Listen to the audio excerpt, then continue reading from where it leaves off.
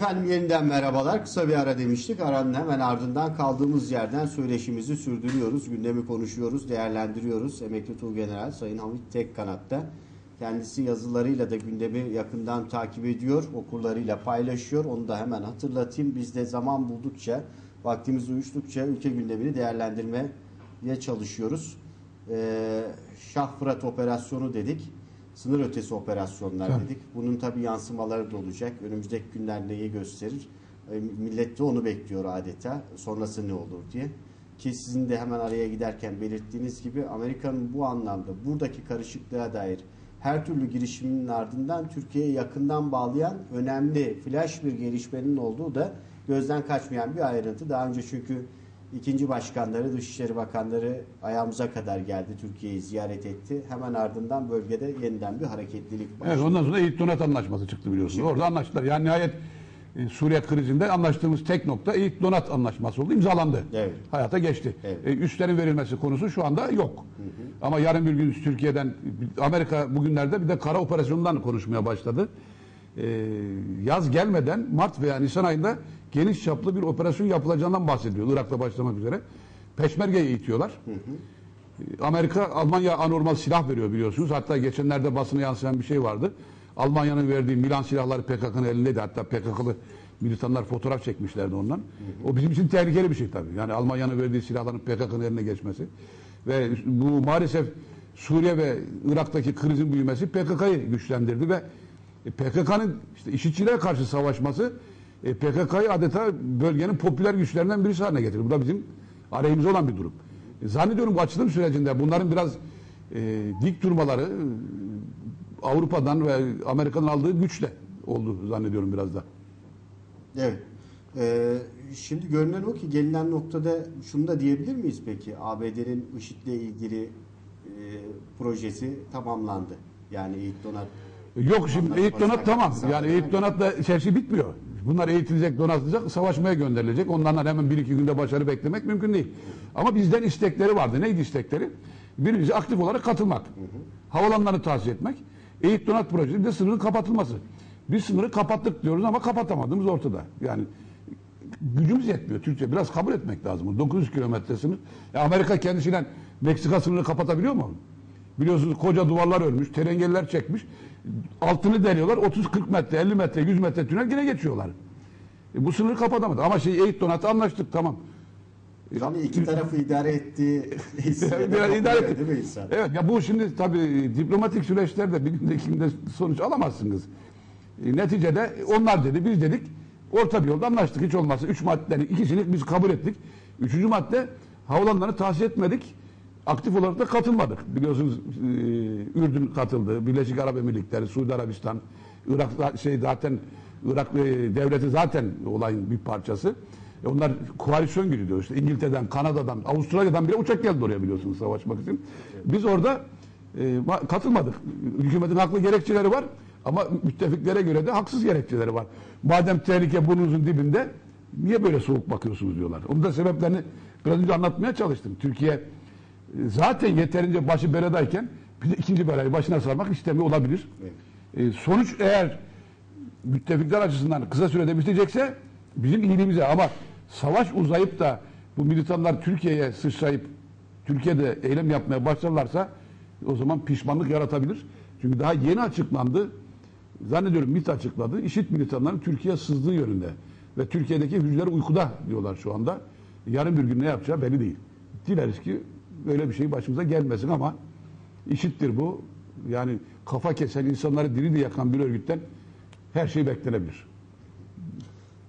Şimdi donat deyince tabii silahı getirecektir bölgeye. Bir de o tarafı var. Var tabii. Resmi silah tüccarı için de herhalde. Var tabii. Yani silahların artması demek bölgede ölümlerin artması demektir. Şu anda Halep'te can çekişiyor. Halep'in 4 tarafını Suriye ordusu kuşatmış durumda. Biliyorsunuz Cumhurbaşkanımız sürekli siz Kobaniye diye bütün dünyanın dikkatini çektiniz ama oradan daha büyük Halep var. Halep düşerse gelecek mültecilerin durumu ne olacak? Halep'te kalanlar ne olacak diye dünyayı ikaz etti ama dünya pek aldırış etmedi. Çünkü Kobani'nin ayrı bir konum vardı. Kobani'de Kürt güçleri vardı. Halep'te Suriye yani Suriye'ye karşı savaşıyor. Halep düşecek durumda. Halep düşerse yine büyük bir mülteci akını ülkemize gelecek ve biz almak zorundayız. Çünkü o kapıyı biz açtık. Şu anda Halep'e müdahale etmeyi de kimse düşünmüyor. Çünkü Halep'te şu anda koalisyonun hedefi Suriye'yle mücadele etmek değil, IŞİD'le mücadele etmek. Çünkü onun üstüne kurdular stratejiyi. Hatta Esad'la el altından görüştükleri, Esad giderse yerine daha bela bir iktidar gelir diye neredeyse Esad'ın kalmasına razı oldukları söyleniyor. Zaten büyük devletlerin politikası böyledir biliyorsunuz. Tavşana kaç, tazıya tut. Şimdi yakın tarihe baktım, aslında bu dönem o kadar karışık bir zaman dilimi ki 91'de Irak kuvvetten çekilme kararı alınıyor. Evet. Saddam Hüseyin bunu açıklıyor. ABD'nin çöl fırtınası operasyonu başlıyor. ki yine evet 2003'te Irak krizi ve tezkere Türkiye'de tartışma konusu. 98'de yine Kosova Savaşı'nın başladığı bir dönem. 2008'de de o az önce bahsettiğiniz sınır ötesi Güneş operasyonu Evet. yine. Benim katıldığım operasyon. Evet. Bu nasıl olduysa bu tarih adeta sıkışmış, tarih tekerrürden ibarettir diyecekleri bir noktaya gelmiş yani. Orta Doğu patlamaya hazır bir el bombası. Bir bahaneyle bir şekilde patlıyor. Neden? Huzur bulmamış bir coğrafya.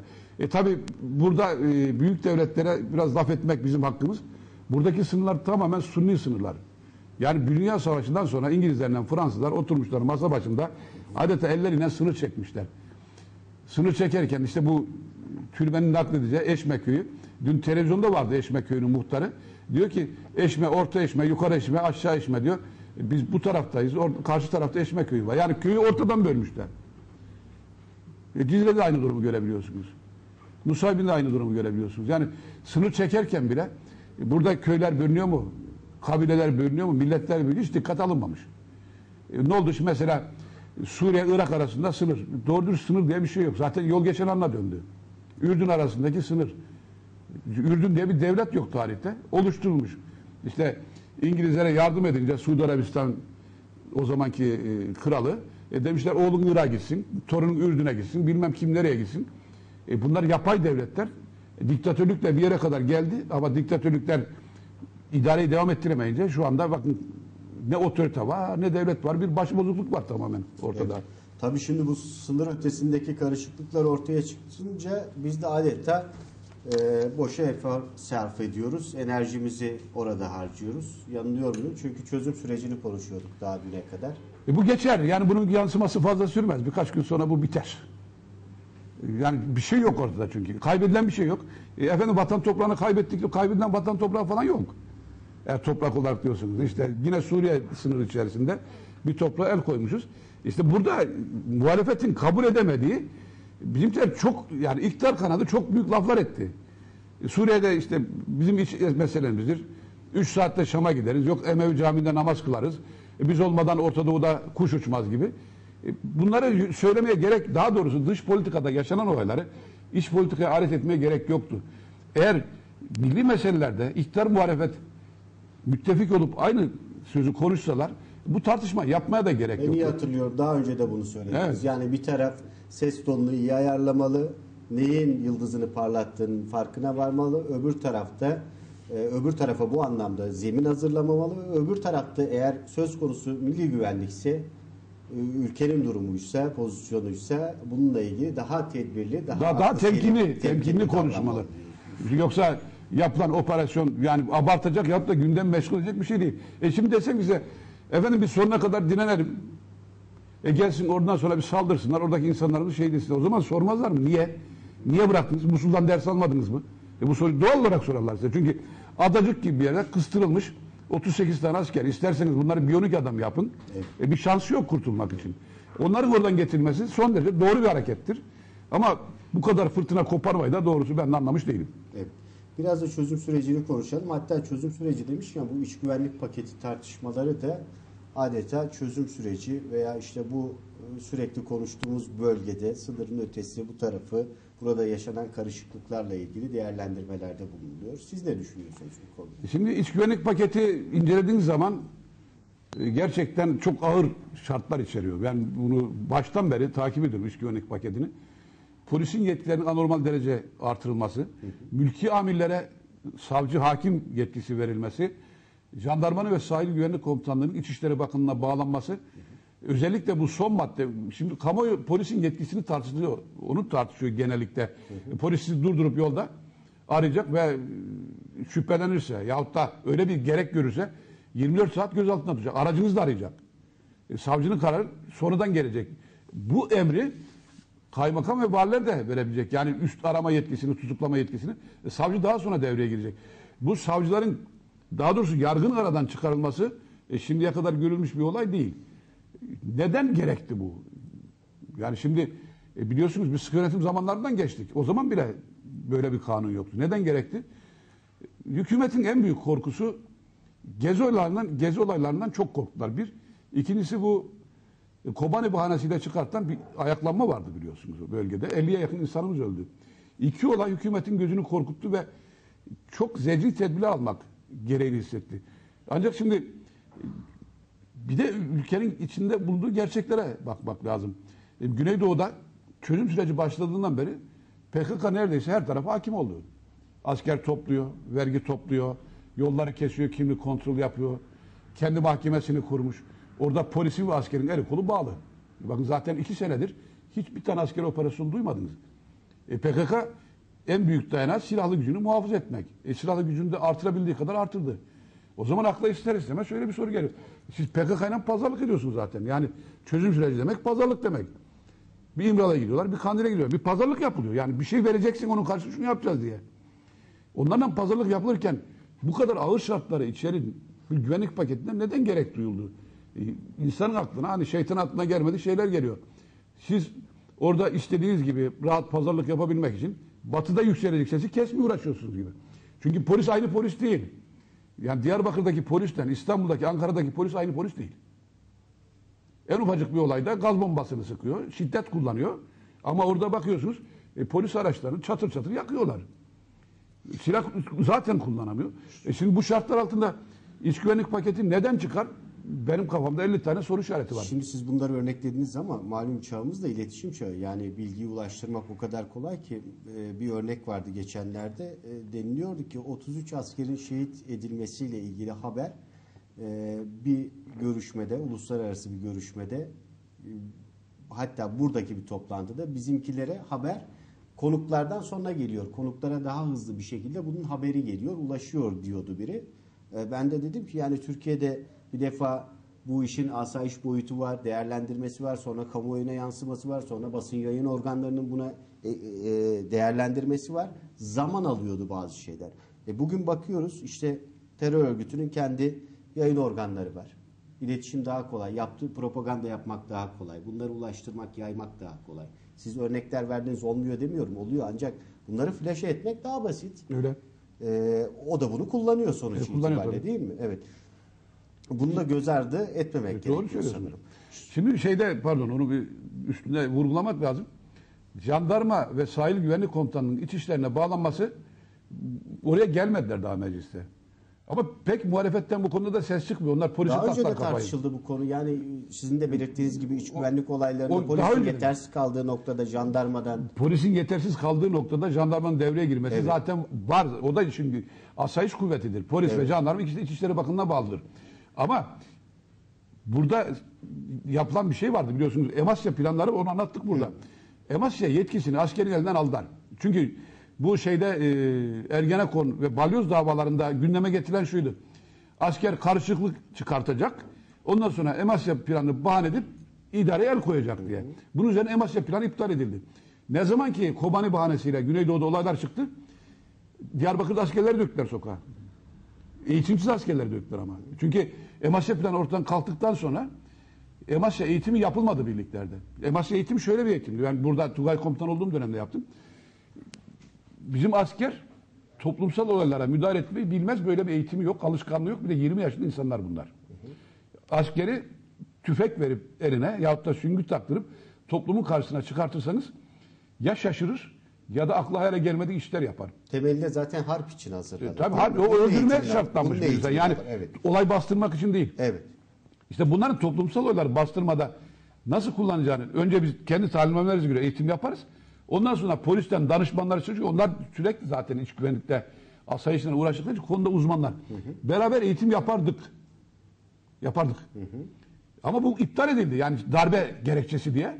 İptal edilince asker bu eğitimden vazgeçti. Ve Diyarbakır'da zaruret oldu. Askeri yollara dikti. Ben o zaman dedim ki inşallah bir şey çıkmaz. Çünkü askeri yola dikmek güvenlik tedbiri değil. Asker bir toplumsal olay karşısında ne yapacağını bilmez, silah kullanır. Canını korumak için. Silah kullandığında zincirleme gelir bunun. Arkası gelmez. Evet. Şimdi bu güvenlik paketinde jandarmanın İçişleri Bakanı'na doğrudan bağlam, zaten doğrudan bağlı da albay seviyesine kadar olan komutanların İçişleri Bakanı'nın tarafından atanması. Valilerin de kaymakamların da söz sahibi olması. İlçe jandarma komutanlarına kadar İçişleri Bakanı. O şimdi aynen polisin duruma düşecek. Bakın şimdi polisi ne yaptılar? Yıllardan beri polis üstünde bir oyun oynandı. Efendim cemaattir, şudur, budur dediler. Polis biliyordunuz cemaatin zaten olduğunu.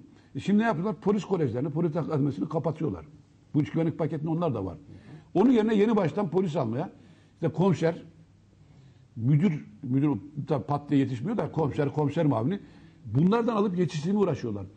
Şimdi polis politize olmasaydı, polis siyasetçilerin elinde alet olmasaydı bu duruma düşmeyecekti. Şimdi jandarmayı polisin durumuna getirirseniz yarın bir gün başka bir cemaat, başka bir tarikatın buraya nüfuz etmeyeceğini garanti edemezsiniz. Bugün hükümet Gülen cemaatine cephe aldı ama Türkiye'de cemaatten, tarikattan bol bir şey yok Allah'a şükür. Yani ve Türkiye'de din siyaset aracı olarak kullanılmaya devam ettiği müddetçe ben ülkenin geleceğinden ciddi olarak endişeliyim. Ciddi olarak.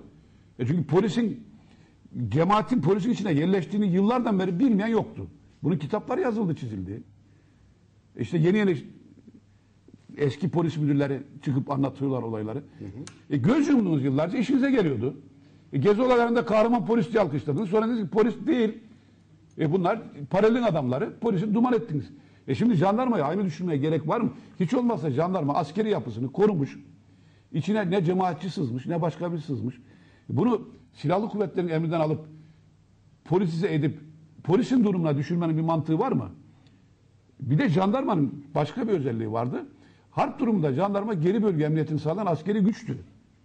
Yani bazı yerlerde asker görevini yapıyordu ve jandarma normal harp etme eğitimi alır. Yani asayişin dışında, hırsız, kaçakçı, şunun bunun dışında normal harp eğitimi yapar. Bu yönde birlikleri var. Evet. Özel hareket bölükleri, grupları var. Evet. Bunlar kullanılacaktı. Bazı planlarda da vardır bunlar. Şimdi bunların hepsini iptal ediyorsunuz siz. Efendim aynen polis gibi vali diyecek ben alay komutanını beğenmedim, değiştirin bunu. Şimdi bakıyorsunuz 2 ay 3 ay geçiyor. 10 tane emniyet müdürü merkeze, 20 tanesi bilmem nereye. Yarın da jandarma yapacaklar. Hiç olmazsa jandarmada oturmuş bir sistem var. Alınmış bir eğitim var. Sonra albaydan yukarısının tayinlerini biz yapmayacağız. Şimdi ayaklarını kestikten sonra siz üstteki genelkurmay tayin etse ne olur, etmese ne olur? Yani jandarma bölge komutanı Aydın'da diyelim. Onun İçişleri Bakanlığı tayin etmeyecek ama Denizli'deki alay komutanını, jandarma komutanını İçişleri Bakanlığı valinin isteğine göre tayin edecek. O adamın yetkisine o zaman burada. Bu çok düşündürücü, bilmiyorum. Yani inşallah iyi düşünmüşlerdir. Sonuçları iyi olur.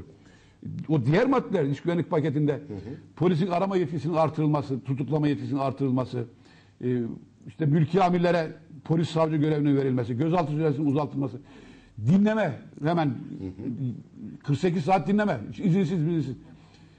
Biraz polis devletine doğru gitmek gibi bir şey oluyor. Bu şartlar ülkeyi huzursuz eder gibime geliyor. Bir de bakın mecliste ilk defa MHP ile HDP aynı şart altında birleştiler. İlk defa. Birbirine zıt, birbirini hiç sevmeyen iki parti.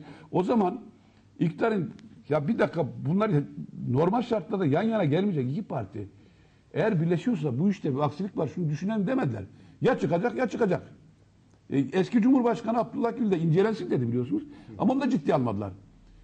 Ben bu yasa bu şekliyle çıkarsa ülke için pek hayırlı olacağını zannetmiyorum. İnşallah yanılırım. İnşallah düzeltirler bazı şeyleri. Ama çıktıktan sonra da Anayasa Mahkemesi'ne gideceği bazı maddelerini iptal edecek kesin. Ha diyeceksiniz ki Anayasa Mahkemesi de zaten iktidarın elinde bilemiyorum. Yani Türkiye'de herhalde aklı başında hakimler vardır. Bir şeyler yaparlar gibime geliyor. Ama şu andaki haliyle biraz tehlikeli bu güvenlik paketi yahut da iç güvenlik yasası. Şimdi dönüp şey diyorlar. Efendim Molotov kokteyli ve yüzün kapatılması. Bunlar zaten var. İkisi de suç. İkisi de suç zaten bunların. Cezası az. O zaman cezasını artırırsınız. Bilemiyorum. Yani meclisteki kopan bu fırtınanın aslında iktidara dur demek için mesaj ama inat ediyor Cumhurbaşkanı. Çıkacak diyor. Bilemiyorum. Yani onların deyimiyle hayırlara vesile olsun diye. Evet, Başka tabii yapacak bir şey yok yani. siyasiler de vatandaşlar da bu süreçte seçim bekliyorlar. Sonuç itibariyle durum onu gösteriyor. Ben teşekkür ediyorum size. Ben teşekkür ederim. Sürenin sonuna geldik. Efendim gündemi değerlendirmek istedik. Emekli Tuğgeneral Sayın Hamit Tekkanat'ta Süleyman Şah Türbesi ile Saygı Karakolu. Tabii ki gündemin ilk sırasına geldi, oturdu düzenlenen askeri operasyonla. Hemen ardından da ülke gündemi yine sıcak. Ne çözüm süreci konuşuluyordu uzun zamandır. Bununla bağlantılandırılan iç güvenlik paketi de gündem maddelerinden biriydi. Bir başka programda yine karşınızda oluncaya dek kendinize çok iyi bakın. Hoşçakalın.